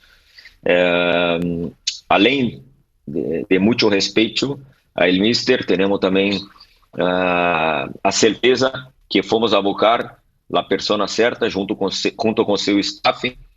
En relación al staff, porque mucho se habló de Davide, del hijo de Carlo Ancelotti, que ha estado con él en esta última etapa en el Real Madrid, si iba a empezar la carrera en solitario o si iba a incorporar a la selección brasileña junto a su padre Carlo. ¿Usted confirma que efectivamente está con la selección brasileña hasta el Mundial? ¿Va a estar Davide en el staff? Bueno, David participó de esta última partida acá contra equipo de Paraguay, entonces totalmente incorporado, y creo que sigue hasta el Mundial, pelo menos esa es la idea tanto de él como de Mister, y nosotros nos quedamos muy contentos porque también es un joven que tiene mucho conocimiento, mucha lideranza, y el día que David optar por seguir como entrenador, creo yo que va a tener una carrera brillante y va a seguir los caminos y los pasos del padre, porque creo también que esto ya está en el DNA de la familia. Son ganadores, son vencedores y son personas de gran carácter. Si le parece, Rodrigo, vamos a volver un poco a lo que ha sido estos últimos meses, porque yo creo que el oyente del larguero, el oyente que escucha el larguero y que es del Real Madrid o que no es del Real Madrid, quiere encontrar algunas respuestas a algunas preguntas que todavía se hace la gente. El 28 de marzo tuvo lugar la destitución de Dorival Jr. después de del partido contra Argentina, 4-1 allí en Buenos Aires, y digamos que lo que se habla en torno a la posibilidad de que Carlo Ancelotti recale la selección de Brasil se va acrecentando hasta que finalmente el 12 de mayo hacen el anuncio oficial de Carlo Ancelotti como seleccionador nacional de Brasil. No sé, Rodrigo, si nos puede contar cómo fue todo, desde la destitución de Dorival, en qué momento se ponen en contacto con Carlo Ancelotti, en qué momento llegan a un acuerdo con él, si nos lo puede explicar. No, la verdad, algo que nosotros lamentamos mucho también fue la interrupción del trabajo de Dorival, que es gran entrenador, un gran entrenador, una gran persona también. Pero lamentablemente se quedó algunas decisiones por el expresidente Edinaldo a respecto de la continuidad. Entonces, después de eso definido por el presidente, nosotros hacemos muchas reuniones, muchos debates arriba de cuál sería el mejor nombre. Y siempre Carlo Ancelotti estuvo el primero de la lista de la alineación nuestra. Bueno, el contacto en relación a si tenía o no interés, Carlos siempre fue muy profesional diciendo, tengo el compromiso con el Madrid y solo puedo hablar después del final de la temporada. O sea, nosotros respetamos todo el tiempo hasta el día que se abrió la posibilidad de pedir autorización a Real Madrid, y el expresidente Edinaldo habló con el presidente Florentino Pérez a respecto de poder hacer una invitación oficial y poder tratar de otros temas.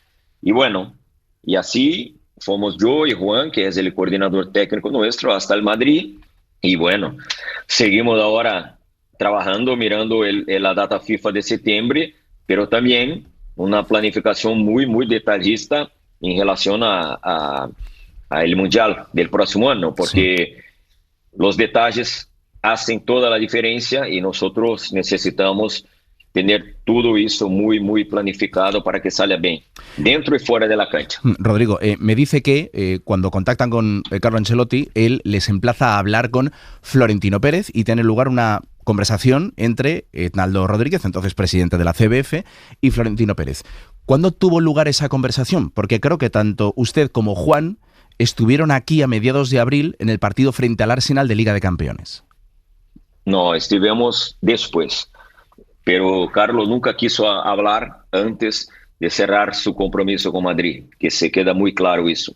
Nosotros se fuimos ya en la parte final de de la Liga. No. Sí, pero la Liga no había no, acabado porque el anuncio tuvo lugar el lunes 12 de mayo. La Liga no había acabado, pero fue después del Clásico, justo después del Clásico. Entonces, claro, aquí entienda Rodrigo que aquí llamó la atención que antes que el Madrid anunciara que Carlo Ancelotti dejaba de ser su técnico, la Confederación Brasileña ya anunció a Ancelotti como nuevo entrenador. Entonces, quiero que nos explique cómo fue eso.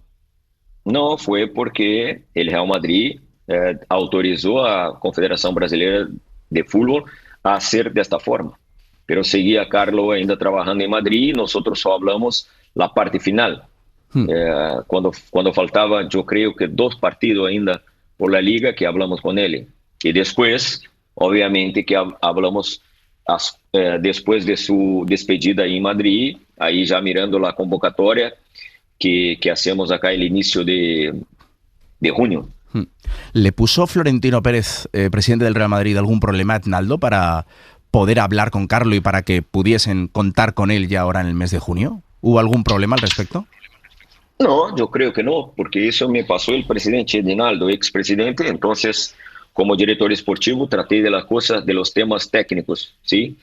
Entonces, creo que no, porque si no, no hablaría técnicamente. Pero el momento cierto, todo eso hecho, que puedo decir a tu preguntas, y principalmente tu interés en saber que no hay persona más profesional que Carlo y que tenga mayor respeto con Madrid que él. Y la historia habla por eso. Tanto que, me parece, 1 año y medio atrás, yo no estaba en Confederación Brasileña.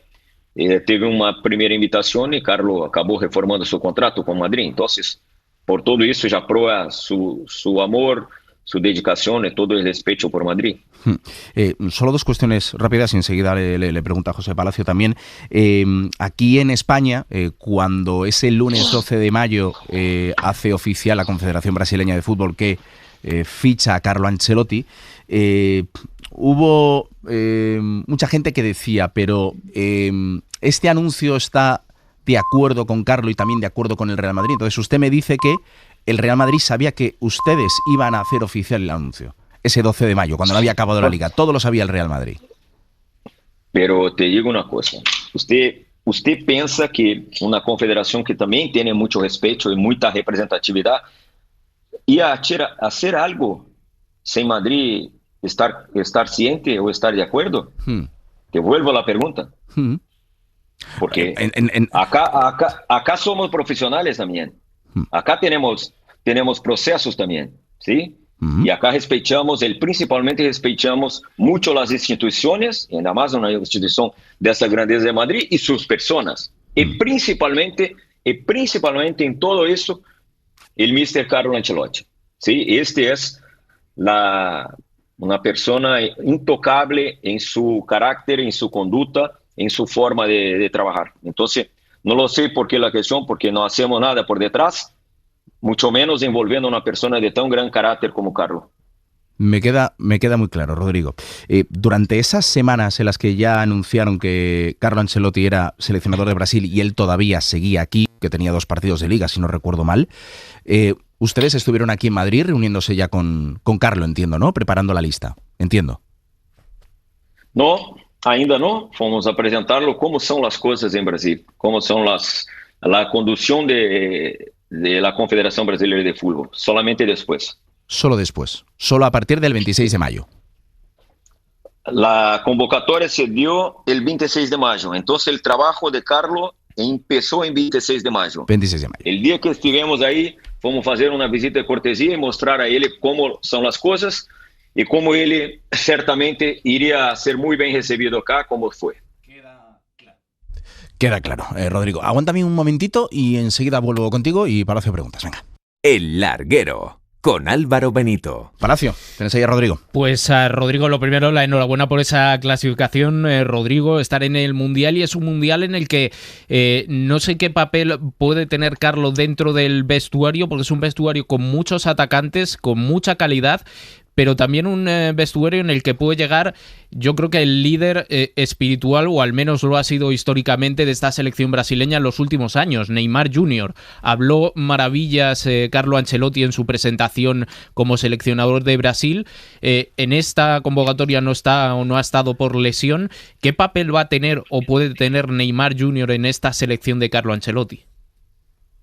Bueno, Neymar es un jugador que para nosotros acá en Brasil es un jugador extra clase, tiene mucha calidad, es muy buena persona y va a depender solamente de él. Si estiver bien físicamente, técnicamente siempre estuvo bien, siempre estuvo en una calidad que es muy difícil de encontrar en otro jugador. Entonces, la esperanza nuestra es que en este tiempo que tenemos para hasta el Mundial, Neymar pueda se reencontrar con su mejor forma, y ahí quien gana somos nosotros de la selección. Eso no resta la menor duda. Y cuanto al vestuario, Carlo Ancelotti sabe manejar como pocos, entonces algo que nos preocupa a nosotros, va a saber cómo conducir todos para que jueguen lo máximo que pueden en su mejor performance. Canto a eso estamos muy tranquilos. ¿Y vosotros, ahora con Carlo Ancelotti, os veis más favorita el Mundial, a ganar el Mundial, ese hexacampeonato, llegar a 6 y ser todavía más leyenda del fútbol mundial? ¿O tal y como ha pasado estos últimos meses, estos últimos años, la selección brasileña, creéis que estáis un puntito por debajo de otras favoritas? No, la selección brasileña cuando llega en el Mundial, siempre acá en un país llega con una presión para ganar. Y por los otros países llega siempre con mucho respeto, independientemente del momento. Tenemos ahí una muy buena escuadra, un buen equipo, buenos jugadores jugando en toda la parte del mundo que van a ser muy bien observados ahora, faltando un año. Y bueno, o que tenemos de esperanza es llegar mucho mejor en Mundial do que estamos hoy. Pero independientemente de la forma, Brasil siempre va a ser uno de los candidatos del título, y bueno, vamos a hacer lo máximo que podamos para, ojalá, estarmos en una final. Rodrigo, le quiero preguntar por Vinicius Junior. Es un nombre que origina muchas opiniones aquí en España, a favor y en contra, abanderado la lucha contra el racismo, que ha tenido varios episodios lamentables aquí en España. El otro día brilló en su segundo partido con Ancelotti, el primero allí en Brasil frente a Paraguay, además marcando el gol. ¿Qué percepción se tiene allí en Brasil, Rodrigo, de todo por lo que está pasando Vinicius aquí en España, tanto dentro como fuera del terreno de juego de los estadios, Rodrigo? Bueno, todos nosotros sabemos que si alguien merecía ganar el Balón de Oro, por supuesto que sería Vinicius, por todo que ha hecho la otra temporada, con títulos, con jugadas, con goles, y bueno, no se fue, lamentablemente. Pero sí, tengo la absoluta certeza que para Madrid es muy decisivo, para nosotros también. No jugó bien solamente esta partida, que jugó muy bien contra Ecuador también, pero todos nosotros que vivimos mucho tiempo en fútbol sabemos que cuanto más el jugador se destaca, más es cobrado, se espera siempre que sea decisivo siempre, y tenemos que tener esta comprensión. Ahora, lo que hace fuera de la cancha es lamentable, es inaceptable acá en Brasil, porque acá racismo es un crimen, ¿sí? Lamentablemente en otros países no, lamentablemente. Pero al Vinicius, além de ser este chico buenísimo, con gran carácter, una gran figura, es muy querido por todos acá en Brasil. Tengo certeza que también por la mayor parte ahí en España también, porque es muy humilde, mucho trabajador, muy responsable, mesmo con poca edad. Yo lo conozco desde que empezó en Flamengo, porque yo era director esportivo de Flamengo, cuando incluso hacemos la negociación con Madrid.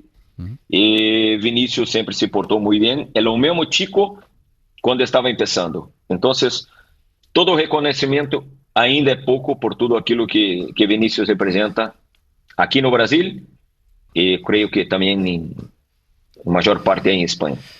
Acaba de decir que en Brasil el racismo es un crimen, en otros sitios no. No sé si con los episodios que ha tenido Vinicius Junior aquí en España, se considera desde Brasil, o considera usted, o en general tiene la sensación de que la sociedad brasileña coincide que en España hay actitudes racistas o se es racista. No, actitudes racistas, por supuesto. Esto, porque acá en Brasil también hay. Sí, entonces usted no se puede generar un país, un pueblo, una nación por actitudes de alguien, algunos. Acá en Brasil también hay, acá en Sudamérica también hay. Lo que estoy hablando es sobre las sanciones, ¿sí? Y la forma como se van a punir estos actos racistas. Es distinto una cosa de otra. Jamás acá en Brasil alguien levantó la posibilidad o acusó la posibilidad de que hay otros países racistas. Yo no te dije eso. Yo te dije que no hay, en Brasil es un crimen y en otros países no. No significa que, como acá tiene el problema de asaltos, de crímenes, de otros crímenes, y que nosotros pedimos siempre es que haya punición para eso. No significa que Brasil es un país que solo hay criminosos. La misma cosa. Yo creo que queda bastante claro. Palacios, pues Rodrigo Caetano, teníamos muchas preguntas, le agradecemos este ratito de radio en el larguero. Es un placer tenerle, sobre todo con estos mensajes muy claros y contundentes sobre esa negociación con el Real Madrid, con Carlo Ancelotti, y me quedo con que Rodrigo cree que una final España-Brasil estaría bien, igual que el amistoso de Santiago Bernabéu. 19 de julio del año que viene, Brasil-España, MetLife Stadium. Venga, ¿lo firmamos? Bueno, firmamos, pero firmo por Brasil, yo quiero mucho. ¿Está bien? Gracias, amigos, gracias. A lo mejor no jugamos el Balón de Oro, Lamine y Vinicius, quién sabe. Puede ser, eso será el año que viene. Rodrigo Caetano, el director de selecciones de la Confederación Brasileña de Fútbol. Gracias por haber atendido el larguero. Un saludo. Gracias, Álvaro, gracias, José, siempre a la orden, sí, buen trabajo. Y un saludo a todos ahí de España. Chao. Dios, Rodrigo, 1:14 de la madrugada, 12:14 en Canarias. Os voy a confesar una cosa. Hace años, en un larguero del mes de diciembre, no sé si era de 2020 o 2021, me vino Antón Miana y me dijo: Alejandro Ciriza, compañero del País, le ha hecho una entrevista a un chico que se llama Carlos Alcaraz, en Villena. Es el 100 y pico del mundo, pero tiene muy buena pinta. Cerré una entrevista con él. Y recuerdo preguntarle, ¿cuál es tu sueño? Ser número 1 del mundo. Eso nos dijo cuando era el 100 y pico del mundo. Quiero decir, al final nos subimos al carro, especialmente en un país como España, en el que el fútbol lo domina absolutamente todo. Parece, yo creo que de forma bastante injusta, que somos de fútbol y después de grandes estrellas. Pero también hay que sembrar, porque esas grandes estrellas fueron desconocidas años atrás. En la semana en la que todo el mundo está hablando de la exhibición de Carlos Alcaraz, de lo que consiguió en Roland Garros, de una de las mejores finales de Grand Slam de la historia, de la final más larga de la historia de Roland Garros frente a Jannik Sinner, os presento al número 1 del mundo junior, que resulta que es español. Y que está en Valencia, en los estudios de Radio Valencia. Andrés Santamarta, buenas noches. Buenas noches, ¿qué tal? ¿Cómo estás? ¿Cómo se siente al ser el número 1 del mundo junior? Estoy muy contento, la verdad. Cuéntanos tu historia. ¿Cómo llega un chico de Valencia a ser, a tus 18 años, no sé si ya cumplidos, porque creo que eres de 2007, número 1 del mundo junior? Bueno, pues yo empecé a jugar al tenis a los 3-4 años. Mi padre jugaba al tenis de pequeño. Siempre le ha gustado que sus hijos, porque yo tengo 3 hermanos, 2 mayores, que han empezado a jugar al tenis también como yo, a los 3-4 años, pero ellos se fueron un poco más por la rama del fútbol. Y yo fui el único que me quedé un poco más, que me gustaba más el tenis, y pues a los 9, 10, 11, pues la cosa fue más seria, me gustaba más de verdad, y empecé a jugar torneos, por España, etcétera, etcétera, y aquí estamos ahora. O sea que ya desde muy pequeño, o sea, no te recuerdas sin una raqueta en la mano, ¿no, Andrés? No, para nada, la verdad es que no me acuerdo. ¿Cuántas horas entrenas a la semana? Diariamente pues suelo hacer unas 2 horas de tenis y 1 hora y media de físico, que suelo hacer gimnasio o en pista, más desplazamientos, etcétera. Y por las tardes pues suelo hacer unas 2 o 3 tardes a la semana, que iba combinando con el colegio, con lo que podía, pero que era 1 hora y media por la tarde, 2 o 3 tardes, como te he comentado, y luego ya los sábados por la mañana, alguno. En un deporte tan complicado como es el tenis, en el que además se tiene que viajar para que uno tenga nivel para también compartirlo, ¿no?, con otros tenistas, ¿en qué momento dices tú, ostras, yo me quiero dedicar a esto? ¿O lo tuviste claro desde el principio?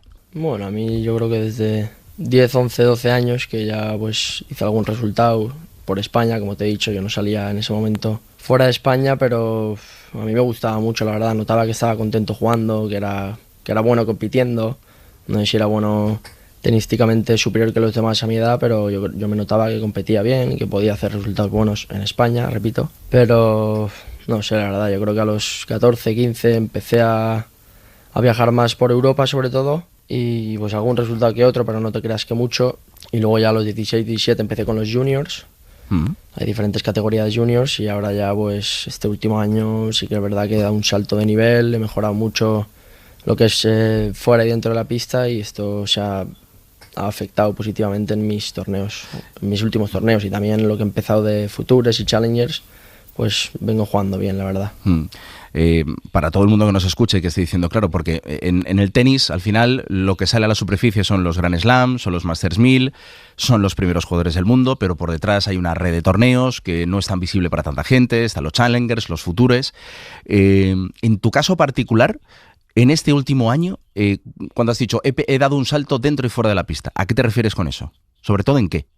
Bueno, pues no solamente este año, yo creo que llevo ya año y medio, diría que desde 2024, desde que empezó, pues intentar cambiar un poco e intentar ser más profesional, porque al final no solo cómo entrena uno diariamente, sino lo que haces fuera de la pista, yo creo que pues afecta mucho en el nivel que das, y pues no sé, alimentación, la suplementación, a empezar a cuidar un poco más, descansar los fines de semana que tocan, muchas cosas fuera de la pista que también he mejorado, he tenido charlas con mi equipo de qué puedo mejorar fuera de la pista. Como te he comentado, la comida, suplementación, empezar a cuidarme más, descansar cuando toca, etcétera. ¿Y eso cómo se compatibiliza con la vida ordinaria de un chico de 16, 17, 18 años que has estado cursando el bachillerato? Claro, por eso te comentaba que yo, por ejemplo, un fin de semana que mi grupo va a hacer algo que yo pues podría ir perfectamente si me apeteciese, pero no puedo ir porque a la semana siguiente tengo un torneo.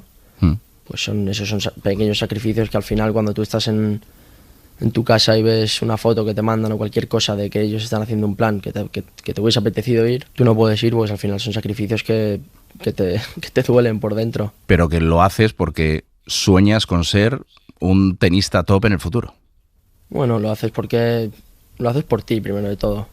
También porque detrás de cada jugador yo creo que hay una serie de personas que le están dando todo por ti, tu familia que está invirtiendo tiempo y su dinero en ti, tu equipo que se está preocupando por ti diariamente, entrenando, haciendo todo, viajando contigo. Entonces, pues sí, lo haces para, en mi caso, bueno, yo creo que en el caso de cada jugador hoy en día es porque quieren ser buenos a este deporte. Como has hecho, por ejemplo, este último año, segundo de bachillerato, compatibilizando con, entiendo que viajar bastante por España y por Europa. ¿Cómo lo has hecho? Pues yo los 2 años que llevo ya en un colegio online, que es de Madrid, pues me ha costado bastante porque el estar de torneo, ir del hotel al club diariamente y tener cuando llegas del club, de un día de partido, de no partido, que has estado entrenando, pues es muy complicado. La verdad es que llegar a la habitación del hotel y tener que ponerte ahí con el ordenador, hacer una reunión, una clase online o algo, deberes, es una cosa que hay que ser muy disciplinado para hacerlo. A mí me costó mucho. Sí que es verdad que conforme iban pasando los meses, pues me daba cuenta cuando llegaban los exámenes finales que tenía que trabajar, si no la cosa no iba a salir muy bien. Pero la verdad es que es muy complicado porque, como te he dicho, llegar los días cansados, juegas partidos todos los días prácticamente, estás fuera de Europa, a veces con cambio de horarios, o sea, es una barbaridad. Oye, ¿y al asunto mental tienes algún coach mental o algo? ¿Algún psicólogo? ¿Trabajas con psicólogos? Al ser además el tenis un deporte tan mental donde en muchas ocasiones la diferencia entre ser el 50 del mundo y el 9 es la mentalidad. Yo el año pasado estuve trabajando con una psicóloga, bueno, no psicóloga, por así, no la llamaría psicóloga, una persona que me ayudaba mentalmente en lo deportivo, no era psicóloga como tal, pero sí que me estuvo ayudando y bastante bien. Sobre todo a rutinas así, entre puntos, o tomarse las derrotas de otra manera, así más positiva, pensar en lo que puedes cambiar o mejorar para el siguiente torneo o partido. ¿Qué pasa, que te lo tomabas muy mal hace años, ahora te tomas mejor las derrotas o qué? Pues Sí, la verdad es que sí, yo el año pasado me tomaba bastante, bueno, el año pasado y desde a partir de este año ya me las tomo más calmado y pienso ya en lo que puedo mejorar para el siguiente partido torneo, como te he dicho antes, pero la verdad es que hace un año y los años pasados sí que era un poco así muy negativo, cosas de llorar, pues he roto raquetas también, he hecho cosas que no te ayudan como tenista. Tú eres número 1 del mundo junior, como digo, vienes de competir en Roland Garros, en la categoría junior, evidentemente. Creo que estuviste en la última eliminatoria de Copa Davis también como sparring, ¿no? Correcto. ¿Fue en febrero o en Málaga, en noviembre? Fue en Málaga. En Málaga, en noviembre. Además, estuviste en el adiós de Rafa Nadal. Correcto, estuve ahí con Rafa. ¿Y cómo fue eso, macho? Pues fue algo increíble, la verdad, una experiencia inolvidable. O sea, que te lo llevas para toda la vida. Sí, correcto. Si yo te pregunto cuál es tu mayor ídolo, ¿qué me dices? Pues mi mayor ídolo diría que es Rafa, sí. ¿Hay alguno de los de ahora en los que te fijas especialmente o Alcaraz, Sinner fundamentalmente? Bueno, Alcaraz sobre todo, al ser español, yo también lo conozco y me parece un chico, lo llamo chico porque es muy joven, un chico de 10, pero sí, ahora mismo Alcaraz me parece una barbaridad. Cierra los ojos y tu sueño en el futuro, cuando des el salto profesional, ¿cuál es? ¿Cuál es tu sueño como tenista? Pues sería ganar Roland Garros. Pues es Andrés Santamarta. En la semana en la que todo el mundo habla de Carlos Alcaraz, queríamos presentaros al nuevo número 1 del mundo junior. Es español, tiene 18 años y después de Wimbledon va a pegar el salto al profesionalismo. Andrés, que sea la primera de muchas en el larguero. Gracias por acercarte a Radio Valencia y a los compañeros que te han abierto la puerta.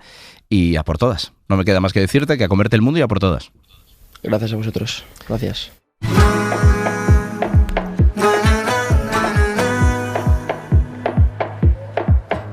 Acabando estamos este larguero de jueves caluroso. Paco Hernández, portada del prestigiosísimo diario AS. Con la foto para Alexander Arnold y las declaraciones del nuevo fichaje del Real Madrid. El Madrid me hará mejor. En Mundo Deportivo, Operación Caja. El Barça espera volver a la norma 1-1 con los descartes de Flick. Y en Sport, ultimátum a Ter Stegen. El Barça tiene clara la apuesta por Joan García y le constata a Ter Stegen que su lugar será el banquillo o la grada. Ultimátum a Ter Stegen.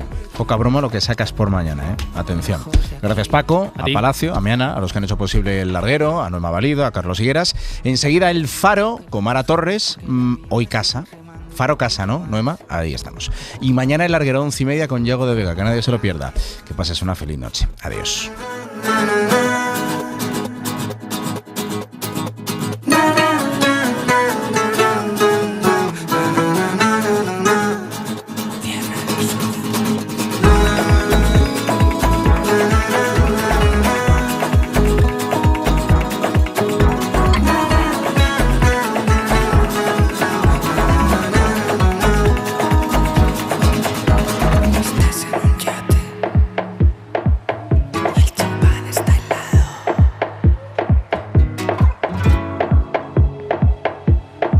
El larguero. Álvaro Benito. Cadena SER. Para no perderte ningún episodio, síguenos en la aplicación o la web de la SER, Podium Podcast o tu plataforma de audio favorita.